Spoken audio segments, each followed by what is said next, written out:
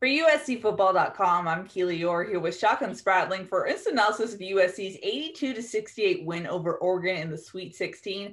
Shotgun, USC is advancing to the Elite Eight for the first time since 2001. I guess first off, overall thoughts, how did USC get in this position to advance?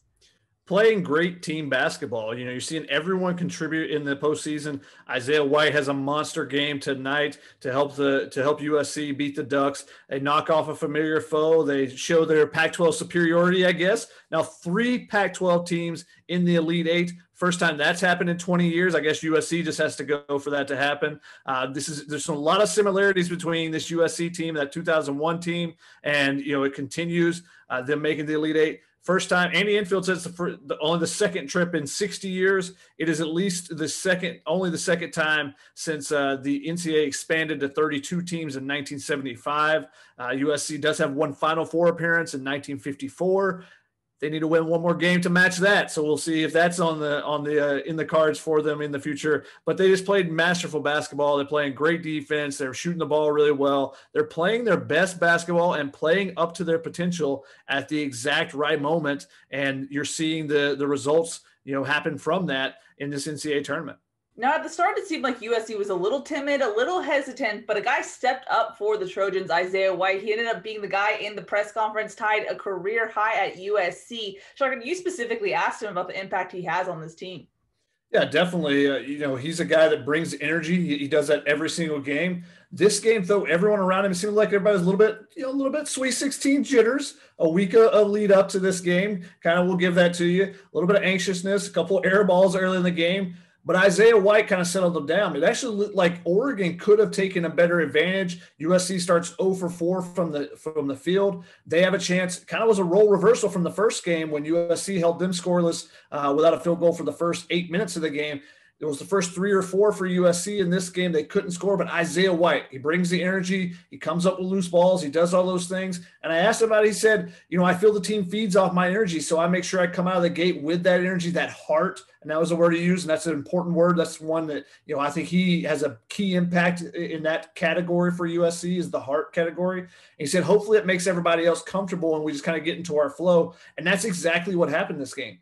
He scored 7 of their first 9 points. They fell behind early. He scores some points. Evan Mobley gets a dunk. And then suddenly they start getting in a rhythm, start getting going. And they go on he hits a 3-pointer and puts him in double figures to start a 17-2 run that really gave USC control. And then from there, they pushed out to 20 points in the second half. Oregon goes on an 11-0 run. Tajidi knocks down a big 3-pointer with about 3.5 minutes left. That kind of ends that. And USC was able to cruise the rest of the way. Finished off a 14-point win. It all started with Isaiah White, though. He scored double figures. I think it's the 9th time this season. USC now 9-0 when he scores in double figures. USC's undefeated when Chavez Goodwin scores in double figures. Those grad transfers that came in have played key roles, even if they aren't the guys that are asked to score every night. And because everyone on this team can contribute at different times, that's what's made this team so dangerous, I think, in the postseason. We've seen it, just contributions from every different player. Isaiah Mobley's played a huge role for him the first couple games. Well, now it was Isaiah White's turn to step up. Drew Peterson's had a couple big games. He only had 6 points tonight, but he played good defense and contributed in other ways, and Tajidi went off. So that's what's been so special about this team so far in this tournament run is that it's not just Evan Mobley. It's not just Tajidi, the 2 guys that led him in scoring this season. It's been everyone contributing, and that's how you go on a successful March run. Shaka, when we previewed this game, you highlighted 2 keys for USC, turnovers and 3-point shooting. How did they respond to those keys? I don't know. I feel like I should get this off my shoulder. Not that they heard you. No, but it ended up being the 2 keys of the game. It was all about could they take care of the basketball, because Oregon wants to get out in transition and use their smaller lineup to be able to get quick baskets and get 3-pointers in transition. Never could really do that. They had 13 fast break points, but USC had 14. USC had 14 turnovers, had 6 in the first half, 8 in the second half. The only time where they struggled with that was right when Oregon was making that 11-0 run. That played a big key into it. USC was still shooting the ball really well at that time, but they couldn't get any shots up because they couldn't take care of the basketball. So once they took care of the basketball, they got some more shots up and, they put the game away. So that was a big key. And then 3-point shooting. was who was going to win that battle. USC continues to shoot the ball at an extremely high level in the NCAA tournament. They were 10 of 17 from three-point range in this game. And again, it was multiple guys making three-pointers for them. That's been a huge key for them all season. Isaiah White knocks down 4. He was 4 of 5 in this game. He was fantastic. He had 3 in the last game. He's shooting the ball really well. Tajidi hit 3 of them. Drew Peterson knocked down both of his attempts. Max Agbo-Polo hits one off the bench. I mean, everyone is filling in and contributing right now. And when you make 58, 59% of your three-pointers and you hold the opposition, that was a big thing for Oregon come in. Could they make three-pointers to keep up with USC? They went 5 of 21. And that includes, LJ Figueroa was 2 of 12 from the field and 0 for 4 from threes, barely scored in this game. I thought that was a big key, just keeping him, because Omar Rui and Chris Duarte had really big games. But the other pieces around that didn't do anything for Oregon, and that was kind of a big difference for USC. Limited them at the three-point line while dominating on the other side. So the 2 keys that I mentioned, USC was able to win both of those, and that was a big factor in them winning this game as well. So I feel like a feature now in instant analysis, at least in the postseason, is the Mobley Brothers report, just because they've been playing so well lately. And it's funny, Shotgun, I feel like people kind of are used to the greatness of Evan Mobley, because Andy Enfield in the press conference had to mention, hey, one final thought, I got to bring up Evan Mobley. And he had that awesome dunk in this game. What did you take away from both brothers' performance? Yeah, I mean, there's been multiple times this season where I've kind of noted, like, Evan Mobley is so consistently good that we in the media, like, what is there to ask? Like, hey, Coach, Evan scored, 15 points again. He was a quiet 10 points in this game, but it wasn't quiet because he had probably the biggest non-game ending highlight of the postseason so far. I mean, he throws down a monster posterization dunk. You heard it all the way from Russia. There was a Twitter clip of the sound bites from it. He just throws it down on Frank Kepnog from Oregon. It's going to be in the one shining moment. I'm almost certain. It was a fantastic play there, but it wasn't just that play. He had 10 points on 4 of 6 shooting, quiet 10 points. But it was the offense ran through him still. He had 8 rebounds. He had 6 assists to 1 turnover. Isaiah had a couple of assists to 1 turnover. He had 6 rebounds and 13 points as well. He didn't knock down any three-pointers. They went 0-2 combined from there, but they still shot combined 67% for the game. They were very efficient with everything they did. They were great on the defensive end. And, it's just quietly filling up the stat sheet. Evan Mobley had a couple blocks as well. So, it's just, they're so consistent, and they contribute in so many different ways that you don't necessarily notice and point out every single thing every game, but you're just like, you look at the stat sheet afterwards, it's like, dang, they filled up the stat sheet once again, and Evan does it so quietly. And, and Andy Enfield said after the game, he was about to finish his presser and no one asked about him. He said, hold on. Let me point out that Evan Mobley had another really good game. And he talked about the stat sheet and the different things he did. But he said, when your most talented offensive player is your most unselfish and willing passer, you can win a lot of games like that. And that's a big part of it. Is him being able to pass the ball when he gets double teamed or teams crashed on him, and he finds a guy like Isaiah White. Those are open 3-point looks for USC, and those are the ones they're knocking down right now. That's a huge difference for a shooter, having that clean look rather than trying to fire something up with someone right in your face. So he's doing a tremendous job, even if the point total isn't necessarily 20 or 25 in these games. Oregon's head coach Dana Altman became the 3rd opposing coach that USC has faced to specifically mention the Trojans' 2-3 zone defense in their post-game press conference. Shotgun, what makes this defense so effective for USC?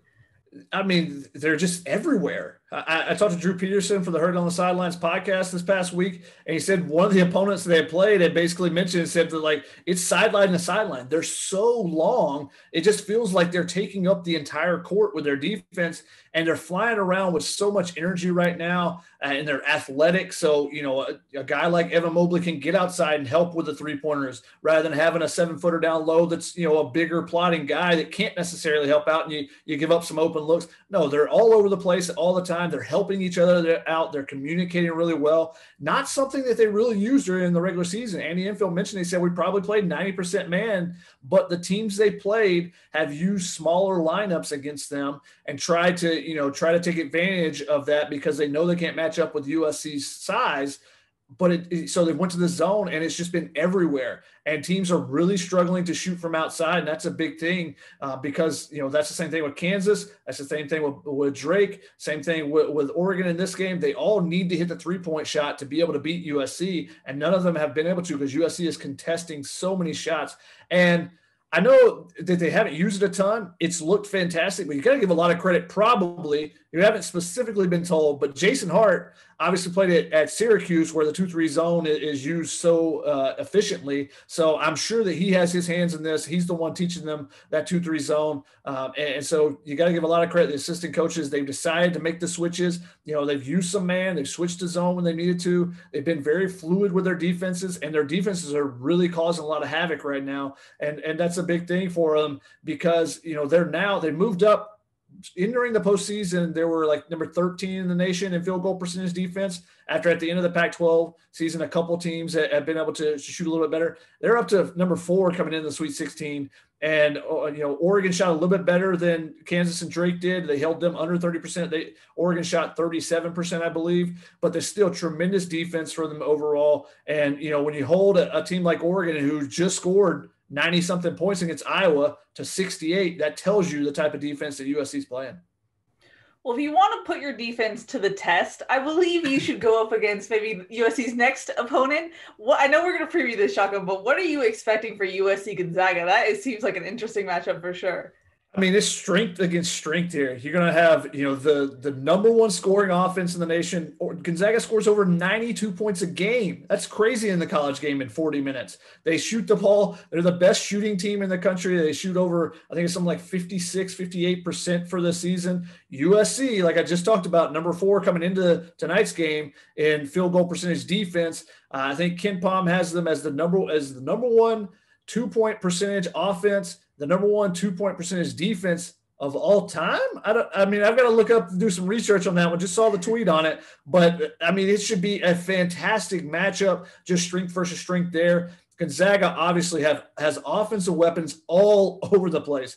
They have 3 All-Americans in their starting lineup. That's effing ridiculous. Once again, I know last time I talked about Gonzaga, I mentioned it, but their team, that's their team. They're ridiculous right now. They're undefeated coming into this. They're the top seed, and they're the outright favorite. They've been the outright favorite probably since December, and a heavy favorite at that. So USC is obviously going to have their work cut out. They've got to, shoot like they've done the last couple of games to be able to give Gonzaga a fight, but it should be really, really interesting to see that offense versus defense matchup in this one. I would hear effing ridiculous in instant analysis, but to hear it twice, Shotgun, the pigs, they are flying. Well, any other final thoughts before we wrap this one up, Shotgun? I think first I want to give thanks to David and Jen from the NCAA, who I almost was unable to get into the game tonight because of a credential issue, but they cleared everything up to help me out. My mistake there. Also want to thank Adam Grossbard from those who register after they had some randos come and sit down in the media area for helping out, getting security, get these guys out of here. Get them out of here. I think talking about the USC team, so to my experience, Taj Edey, shooting with confidence, he hits the big 3-pointer that kind of breaks the back for Oregon. Eugene Omarui said afterwards that, basically they felt like they had some momentum with that 11-0 run. When he hit that 3, they just felt like they were sliding again, and they were never able to get it down to single digits once again. So him shooting the ball well and shooting with confidence, you saw some step backs, saw some transition threes from him where everyone else has been playing really confident, but he hasn't necessarily got going. Not to say he was struggling or anything, but just that he wasn't the guy that was really taking the reins and taking over on offense when they need him to get him out of a slump like that one that they were in the second half. So that was a really big thing to see from him in this game. So I thought that was really notable. But USC on to the Elite Eight.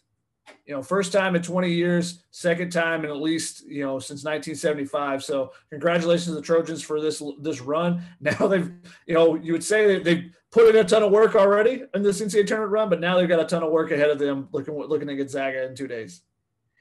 Alrighty, that's going to wrap it up for USC's 82-68 win over Oregon. Like Shotgun said, we're going to preview that game, so stay tuned for that. But for Shotgun Spratling, I'm Keely Eure. For more, check out uscfootball.com.